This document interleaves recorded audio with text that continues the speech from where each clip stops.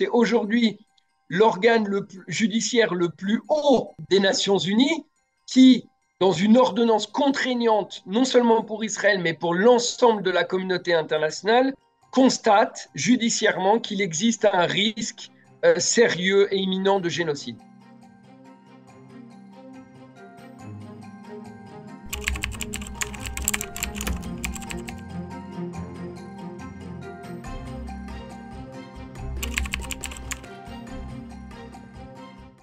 Qu'est-ce que ça veut dire concrètement? Ça veut dire que Israël doit aujourd'hui s'abstenir de violer la Convention de 1948 sur le crime de génocide. Et donc, effectivement, s'abstenir, de commettre un génocide, s'abstenir aussi d'inciter ou d'être complice du crime de génocide. Et ça veut dire aussi concrètement que les autorités judiciaires israéliennes ont aujourd'hui 1 mois pour engager des enquêtes et des poursuites à l'encontre de leurs responsables ou de leurs ressortissants, y compris au plus haut niveau, qui auraient pu inciter au génocide. Ça veut dire aussi qu'Israël doit lever toutes les entraves à l'accès humanitaire dans la bande de Gaza.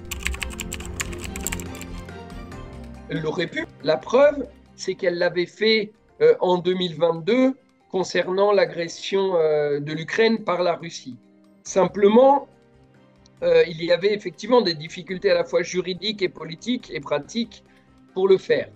La première, c'est qu'il faut, pour obtenir une décision, obtenir la majorité des juges, 9 juges sur les 17, et donc il aurait fallu convaincre l'ensemble, en tout cas une majorité des juges, que c'était une mesure nécessaire et utile. Et enfin, et ça ressort par exemple de certains arguments que j'ai lus, notamment dans l'opinion individuelle du juge israélien, il y avait l'idée selon laquelle, en réalité, le Hamas n'étant pas un État, il n'aurait pas pu être lié à l'ordonnance de la Cour et que donc, en fait, l'ordonnance de la Cour ne se serait imposée que de manière unilatérale.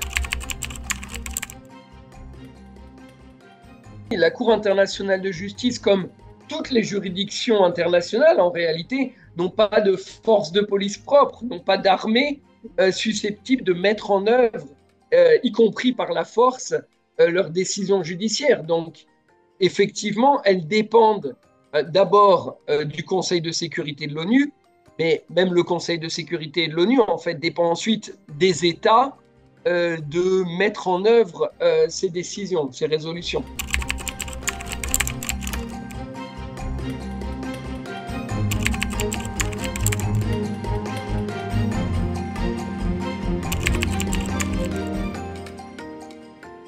D'abord, ces accusations, elles sont graves, certes, mais elles concernent une poignée, jusqu'à 12, il me semble, employés de UNRWA sur 13 000.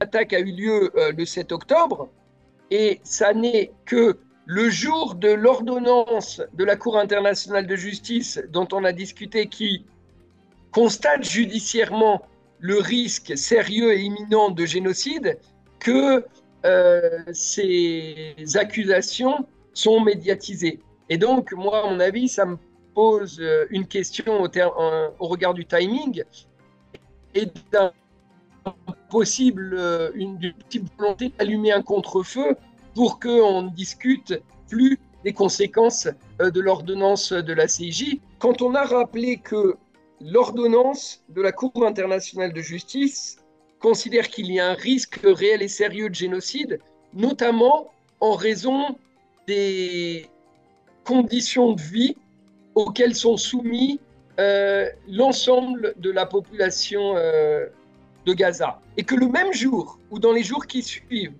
ces États coupent le robinet de la seule agence de l'ONU qui est en mesure aujourd'hui d'offrir cette aide humanitaire à la population gazaoui, à mon avis, c'est non seulement une violation claire de l'ordonnance du 26 janvier, mais c'est aussi possiblement une violation des obligations internationales de ces États au regard de la Convention de 1948 qui les oblige à prévenir le crime de génocide.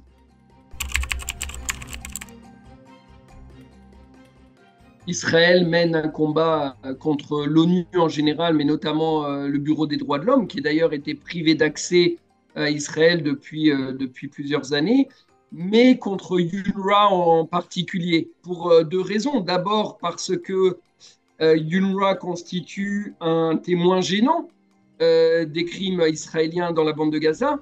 Je rappelle que l'ordonnance de la Cour internationale de justice du 26 janvier, elle est fondée en partie sur des rapports de UNRWA et sur des déclarations de son commissaire général. Donc, ça veut dire que UNRWA a été considéré comme crédible par la Cour internationale de justice et ça, à mon avis, ça pose un problème à Israël. Donc c'est une manière, en fait, aussi, ces accusations de décrédibiliser l'agence dans son ensemble.